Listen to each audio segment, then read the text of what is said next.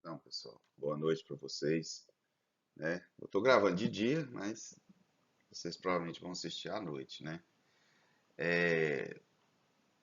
Eu venho aqui, né, para a gente continuar essa saga nossa dos direitos humanos. A gente viu a primeira dimensão, segunda, terceira, e mais outras coisas, historicidade e tal.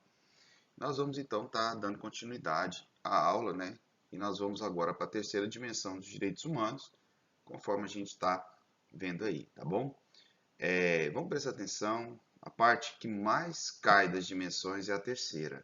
Então vamos prestar atenção para vocês poderem se dar bem no vestibular, tá? E vestibular não, desculpa pessoal, para vocês se dar bem nos concursos públicos, né? Que vocês não é um vestibular também, para vocês poderem estar galgando o que vocês interessam. A gente bem sabe que nos concursos públicos, delegado, promotoria, juiz, né? E vários outros policiais e tudo que o pessoal do direito gosta muito, é lotado de direitos humanos, né? Então não cai, despenca, né? Então a terceira dimensão é o que mais está presente, que mais cai lá, tá bom? Vamos lá, pessoal.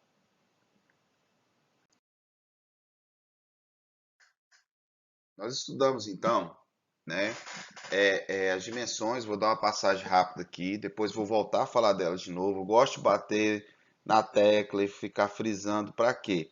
Para que vocês não esqueçam, tá? Primeira geração, não?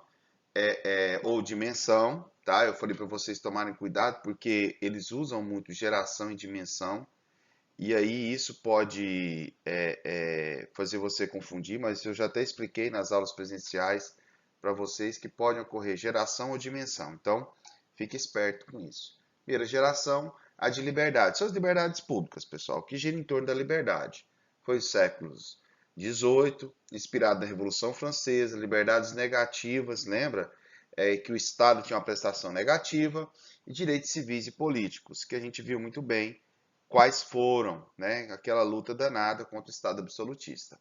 Lembra bem. Segunda geração, século XIX, inspirada na Revolução Industrial, caráter positivo como prestação do Estado, né? Agora o Estado vai ter o quê? Uma prestação positiva, ele vai ter que garantir, você vai ter que ir atrás e ele vai ter que dar esses direitos, né? Gira em torno do quê? Direitos sociais, econômicos e culturais, né? Sociais, que vai atender aquele grupo, né? Aquelas pessoas, entendeu? Um grupo de pessoas, principalmente os mais pobres, os que tinham que ter acesso para dar uma equilibrada, uma igualdade. E nós vamos ter a terceira geração, fraternidade e solidariedade, eles também gostam muito de colocar isso, tá? Século XX, direitos que defendem interesses difusos. Por que fala difuso? Que são vários direitos, que tocam vários pontos, tá bom? Dentro disso são várias coisas que a gente vai estar vendo aqui durante a aula, tá bom, pessoal? Vamos lá então. Pessoal, vou estar desligando agora a minha câmera para a gente poder continuar a aula, porque ela está atrapalhando. Sei que vocês gostam de me ver, mas fazer o que, né? Sou top model mesmo. Vamos lá. Presta atenção, por favor, pessoal. Três dimensões clássicas do direito, que a gente vai voltar a falar. Então vamos. No primeiro momento, volto de novo. Estarão os direitos de primeira geração, tendo como referência o valor da liberdade na forma de direitos civis e políticos, como a liberdade política, a liberdade de expressão, a liberdade religiosa, entre outras, todas consideradas direitos do indivíduo. Então, direito da pessoa, do indivíduo, daquela coletividade, direitos públicos, né? Que diz respeito a todos, que todos nós temos. Muito importante, pessoal, muito importante esses direitos. São algo que nós temos que estar sempre cultuando eles. Segundo momento, vira os direitos de segunda geração, ligados ao valor da igualdade, né? Expressos em direitos econômicos, sociais e culturais, cuja titularidade não é apenas do indivíduo, mas de uma determinada coletividade. Então, alguns indivíduos eles têm que ter esse direito. Para quê? Para que possam igualar, né, tais direitos, para que possam ter tais direitos aí, tá bom? E num terceiro momento estariam os direitos de terceira geração, relacionados ao valor de fraternidade, concretizados por meio dos direitos ao desenvolvimento, ao meio ambiente equilibrado, à conquista da paz, por isso voltada a toda a humanidade. Agora não é só uma coletividade, é toda a humanidade. E aí a gente tem eles entrelaçados aí, as três dimensões de direitos humanos: liberdade, direitos civis e políticos, igualdade, direitos econômicos, sociais e culturais, e fraternidade social. Bacana? Vamos lá, meninos. Vamos continuar aqui a história. Geração de direitos humanos, né? Entendemos que uma geração não substitui a outra. Isso nós temos que deixar claro. Uma geração não substitui a outra, tá? Uma geração não substitui a outra. O que isso quer dizer?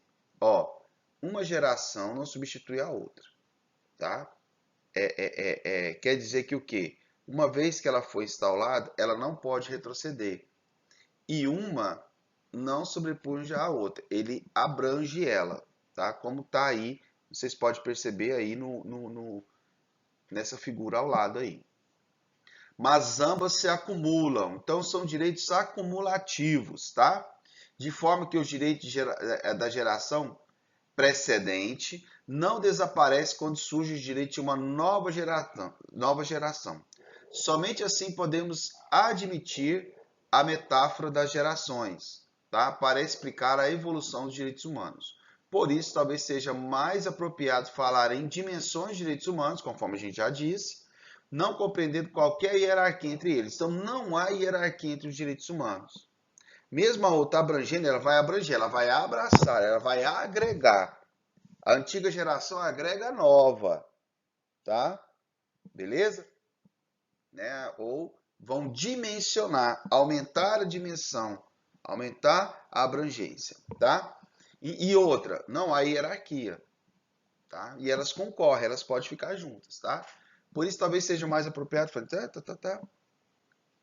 entre eles, sem valorizar mais uma geração do que outra, em função da natureza da indivisibilidade, que já vimos ser parte intrínseca desses direitos.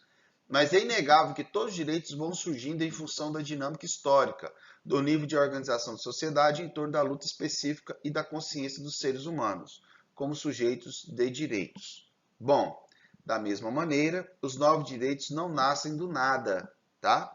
Como se brotasse espontaneamente, assim como os velhos direitos não desaparecem em função da conquista de novos direitos.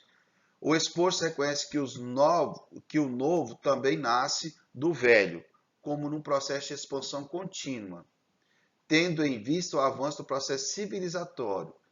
Os novos direitos vão aportando imbricados aos direitos já conquistados, constituindo uma nova síntese, que corresponde também ao nível de complexidade social em que surge. Então, esses novos direitos, aqui nada mais nada menos, estão falando do quê? De algumas características que vai ser nossas próximas aulas. O que é o quê? Há o direito no que ele vai, então, dimensionando e vai agregando. Olha lá, primeira geração, olha só em cima aí, ó. Primeira geração, raízes do conceito, que são a historicidade que a gente estudou. Depois veio a primeira geração, né, direitos civis e políticos. Segunda geração, econômicos, sociais e culturais. E terceira geração, direitos difusos de uma coletividade, certo?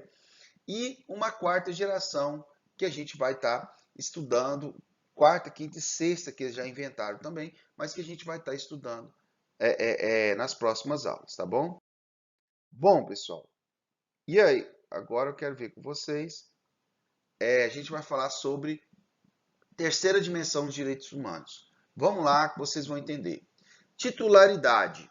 A humanidade, independente dos estados nacionais, caracteriza por não apresentarem limites específicos e por serem uma reação ao extermínio das massas humanas e destruição sistemática da natureza. São exemplo de direito à paz e autodeterminação dos povos, direito de viver em um ambiente economicamente equilibrado, direito ao desenvolvimento sustentável, preservação do patrimônio cultural da humanidade, direito à comunicação. Marco histórico. Reação dos grandes conflitos mundiais da primeira metade do século XX, em especial ao Holocausto. Declaração Universal de Direitos Humanos de 1948, abrangendo o artigo 3 a 27, pois são vistos como uma síntese das suas outras dimensões dos direitos humanos. Nós vamos estudar também, tá?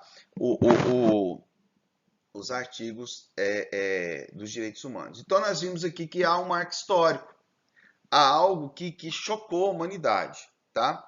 Então, que vai dar essa conotação, porque até aquele momento parecia perfeito, né? Primeira dimensão, direitos civis e políticos, segunda dimensão, econômicos, sociais e culturais. Ah, então tá, não vai ter mais nada que possa fazer, a gente já deu liberdade e deu igualdade aos indivíduos. Todos são iguais, vamos viver felizes. Mas aconteceu fatos históricos posteriormente que tiveram que ter uma nova dimensão para poder agregar aquilo. Porque com o avanço da sociedade, houve coisas que feriram também os direitos humanos. Por isso que chegou a esse ponto.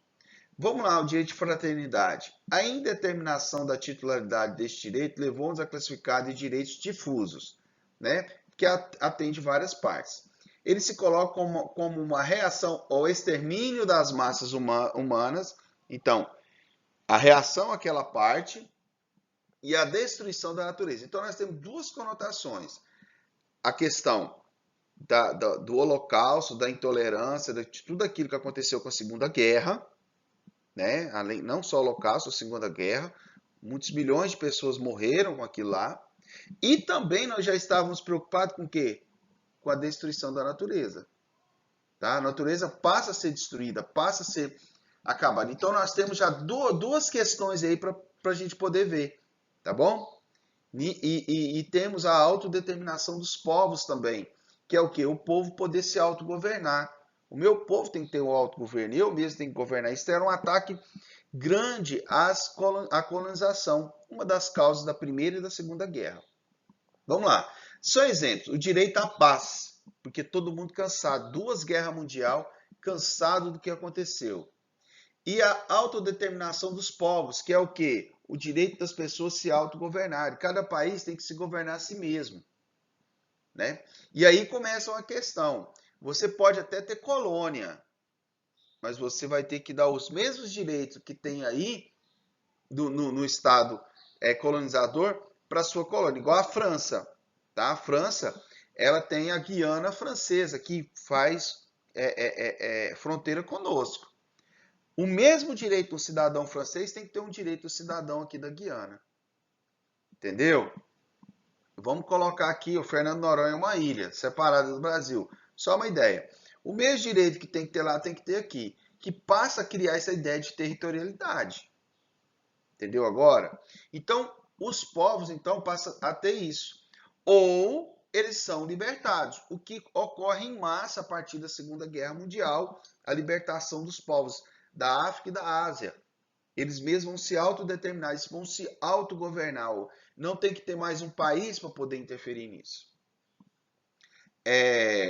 O direito ao meio ambiente ecologicamente equilibrado, né? Porque nós percebemos o quê? Que o mundo está acabando, devido à questão que é ambiental. Então, como é que, se os direitos humanos preservam a vida e a dignidade da pessoa humana, como que nós não vamos falar sobre o quê? A destruição do planeta, né? Se nós preservamos a vida e a dignidade, como nós vamos dar dignidade para o homem? E como nós vamos preservar a vida se nós estamos destruindo o planeta pode acabar, matar milhões, né? O direito ao progresso sustentado, né? Nós temos que ter um progresso, mas sustentável, não que destrua a natureza, não que destrua os povos, não que faça com que destrua o outro, mas que sustente que na dignidade da pessoa humana, na vida, né? O direito à preservação do patrimônio comum da humanidade, porque eu não sei se vocês estão percebendo, eles não estão falando mais de especificamente alguma coisa, estão falando de forma geral, global, porque a terceira dimensão ela dá esse caráter universal dos direitos humanos, né? Então começam a surgir patrimônios da humanidade, coisas que a humanidade necessita. Então são patrimônios materiais e imateriais que nós passamos a preservar como um bem de toda a humanidade. As pirâmides do Egito não é do Egito, é do mundo. engraçado, para vocês verem, a cidade de Goiás não é um patrimônio brasileiro ou goiano, é um patrimônio mundial. A Unesco reconheceu como patrimônio mundial. Tá? Então, nós temos várias e várias coisas que são patrimônios mundiais. As línguas, tá? E várias culturas e várias outras coisas. São patrimônios tanto ambientais também, certo? Tem meio ambiente que é patrimônio mundial, aquele meio ambiente que está ali, tá? Aquele bioma e algumas coisas. Comum da humanidade. Outro patrimônio comum que a gente vai começar a perceber são os oceanos, o espaço aéreo.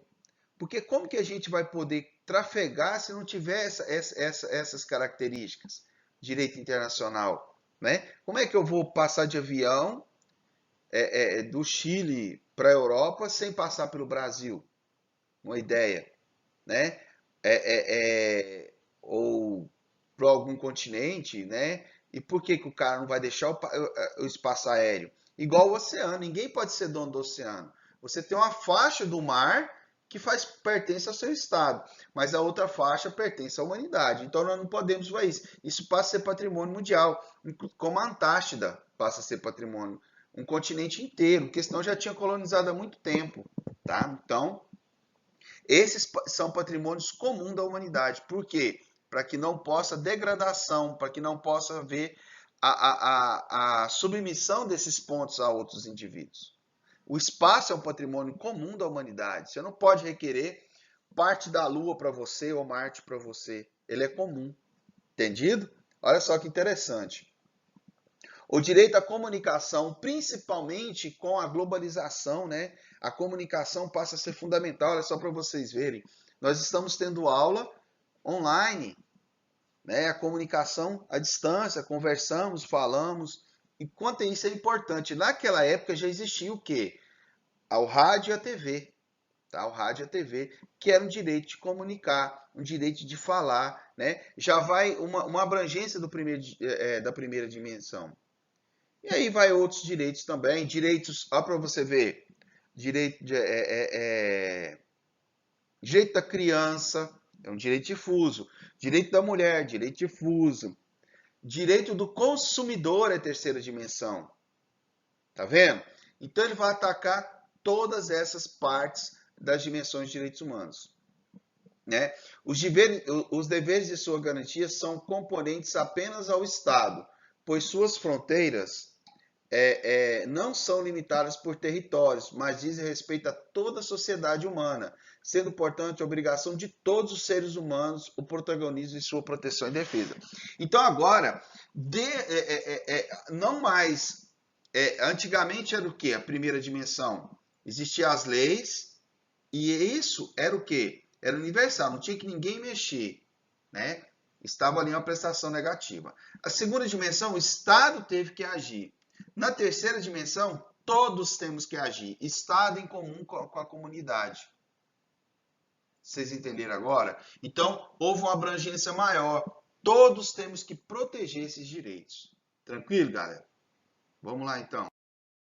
Bom, a terceira dimensão dos direitos humanos, de fraternidade ou solidariedade. Os direitos humanitários, pessoal, presta atenção, o direito humanitário é os direitos, a Cruz Vermelha e tudo aquilo que já fez parte da segunda dimensão. A Organização Mundial do Trabalho, que vai vir aqui, ó, também vai ajudar muito nessa questão, que é a luta contra a escravidão e a regulação dos direitos dos trabalhadores assalariados, que veio desde o século XIX. Então ele criou essa dimensão universal e lutava pelos direitos dos trabalhadores. E a OMT, ela é muito importante até hoje e ela é anterior à ONU. Tá? Ela é anterior à ONU, ela é muito forte. Então isso ajudou muito. O marco histórico. O marco histórico da terceira dimensão vai ser a Segunda Guerra Mundial e o surgimento da ONU, em 1945. O marco jurídico, a Declaração Universal de Direitos Humanos, de 1948. Esse aí é o marco que vai fazer, né? Que nós vamos pegar e falar assim, nossa, olha só a merda que aconteceu com a Segunda Guerra, quanta gente morreu, por que fomos ignorados? Fizemos uma primeira, fizemos a segunda, né? Fizemos tanta merda nas duas, né? Como o Holocausto. Nós colocamos o lado pior do humano, né? E aí o que aconteceu? Esse lado pior, ele surge, né? E vai então destruir todo mundo, vai fazer com que tudo acabe, né? Que tudo nos coloque para olhar um para o outro e falar: nossa, que bosta que nós fizemos, né? E aí tivemos que criar um organismo como a ONU e perceber tudo isso para poder organizar toda a humanidade, porque senão onde nós vamos parar? A gente viu a segunda dimensão quando eu dei a aula, como que era a colonização, os absurdos que faziam com as pessoas. Agora vem o Holocausto e vem outras coisas. Então nós temos que dar um basta nisso e criar um organismo universal que vai lutar para acabar com essas merda toda, pessoal.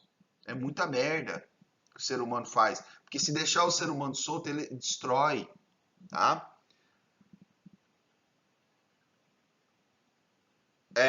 Declaração dos Direitos Humanos, 1948, tá? Artigo 1º. Todas as pessoas nascem livres e iguais em dignidade e direitos. Todas. Sem exceção. Nasceu humano, você tem dignidade e direito. São todas de razão e consciência e devem agir em relação umas às outras com espírito de fraternidade. Tem que respeitar o outro. Sem papo, pessoal, tá? Não importa se ele nasceu e nasceu humano, ele tem que ter sua dignidade garantida. Independente do que ele seja, do que ele faça, ele é humano. Aí que está o grande ponto que as pessoas querem classificar quem são os humanos e quem não são humanos. Quem vai classificar? De que forma que você vai classificar? Né? Aí vem aquela questão, mas bandido foi julgado, né? E quando a gente julgar ele, a gente vai agir com tanta violência, né? A gente não, o Estado vai agir com tanta violência contra ele, como ele foi violento com o Estado. Isso vai garantir segurança pública? Atacar o sintoma e não a doença? Aí é que está a grande questão. E nós vamos tratar aquele cara que é humano de uma forma não humana. É aí que vem tudo isso, que as pessoas brigam com direitos humanos. Mas aí o Estado pode classificar as pessoas, como Hitler classificou. Quem tinha um pensamento liberal ou socialista de esquerda, liberal de direita ou socialista de esquerda, mata, né? Que ele era da extrema direita. Então quem tinha qualquer pensamento coletivista que não seja os pensamentos no qual o Estado nazista pregava, né? Ele então matava. O Estado não classificou como inimigos. Ele criou esse inimigo comum para poder o quê? Fazer com que a população seguisse. Eles vão criando fantasias, inventando mentiras, e a população vai seguindo cegamente esse líder. E ele sobe ao poder. Pega lá uma fatia pequena da população, o resto da população fica com medo, porque o cara persegue. O cara tinha fake news vamos colocar, jornais impressos e no rádio, vivia mandando mentira. Goebbels, que era o chefe da propaganda nazista, o segundo em comando, falava o quê? Uma mentira dita 100 vezes se torna uma verdade. Então o cara repetidamente vinha com mentiras e dizia, com papinho que é as coisas mais toscas. E como o povo estava tão fragilizado, muita gente acreditou. E aí começaram a fazer atrocidades. Pessoas. Você convivia com seu vizinho, que era judeu, há muitos anos, né? A família dele era amiga e tal. Quando você tá lá matando o cara, você tá lá denunciando a família, destruindo a filha, os filhos do cara. Olha só que absurdo, por causa da ideologia de um louco. Aí isso que a gente, por causa de mentira, fake news, você começa a brigar, né? Um cara que você trabalha com alguém, um cara que tem uma ideia muitos anos, uma ideia política diferente, o cara é um liberal ou um socialista de esquerda, um liberal de direita, socialista de esquerda. Tudo bem, você não pode concordar com ele, mas quando é fé você denuncia o cara, mata ele, mata a família, mata todo mundo. Por quê? Por causa das ideias idiotas de alguém poder classificar quem é bom e quem não é. É do meu jeito, quem não tiver comigo está contra mim. é nós contra eles. Então eles criaram eles. Não existe um eles. É todos aqueles que não for com a minha ideia. Então o fascismo ele tem essa parte. E ele criou, ele foi muito forte. Não foi só lá. Aqui no Brasil teve Vargas, teve na América quase toda teve.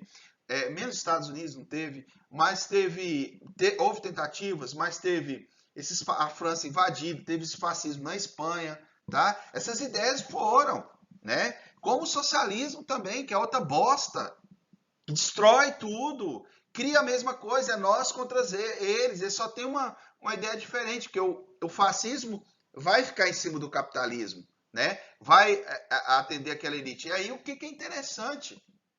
A elite alemã, a elite italiana, da Espanha, brasileira, gostava. Por quê? Porque atacava os trabalhadores que queriam aqueles direitos de segunda dimensão. E aí o Estado ia lá e detonava o trabalhador. Porque é o Estado de extrema direita, tá? Fora da caixinha, total, né? Nem conservador os caras eram reacionários. Né? Então isso era um perigo absoluto naquela época. Absoluto. E que destruiu muita gente, porque não tira as liberdades. Abateu todos aqueles direitos anteriores. Direitos civis e políticos, econômicos, sociais e culturais. Os estados fascistas, eles destruíram. Eles não obedeceram. Por isso nós não podemos deixar. Tá bom? Vamos lá. Fraternidade. Organização Internacional dos Direitos Humanos, que nós vamos ter a Primeira Guerra Mundial, vai ter a Liga das Nações, que a gente viu que não funcionou, e depois a Organização Internacional do Trabalho, em 1919, que vai ajudar muito a criação, porque a Organização Internacional do Trabalho, ela passa a ser um órgão, né? E ela até hoje, ela é influente no mundo, tá? Muito influente, tá? E nós vamos ter a Segunda Guerra Mundial, o surgimento da ONU e a Organização das Nações Unidas, que passa a ter os sistemas regionais de direitos humanos. A ONU capitaneia o sistema global, global de direitos humanos, né? Então, em nível global, ela tem essa grande força globalmente. Nós temos o Conselho Europeu de Direitos Humanos, que funciona, e tem uma Organização dos Estados Americanos, OEA, que funciona muito bem, obrigado. Tá? Tem muita coisa que nos Estados Americanos funciona. A União Africana está tampada aí com a minha cara, mas eu sou lindo, vocês preferem eu do que a União Africana, que está lá lutando para conseguir, porque os estados são muito pobres em algumas questões. E nós temos também o Islâmico Arábico, que está começando a surgir. A Ásia também vai implantando e devagar nós vamos ter todos o mundo dentro desse sistema. Beleza? Então, pessoal, é isso que eu queria passar para vocês começarem a entender.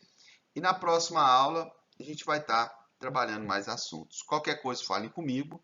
Responda as atividades que eu vou estar colocando para vocês. Vale nota, pessoal, para o segundo bimestre. Tá bom? Eu espero que a gente esteja em breve de novo juntos para poder fazer mais aula. Tá bom? A gente tem umas aulas presenciais aí. Mas, vamos lá, pessoal. Temos que garantir nossa segurança primeiro, nossos familiares, né? E tudo mais. Valeu, pessoal. Até mais. Brigadão.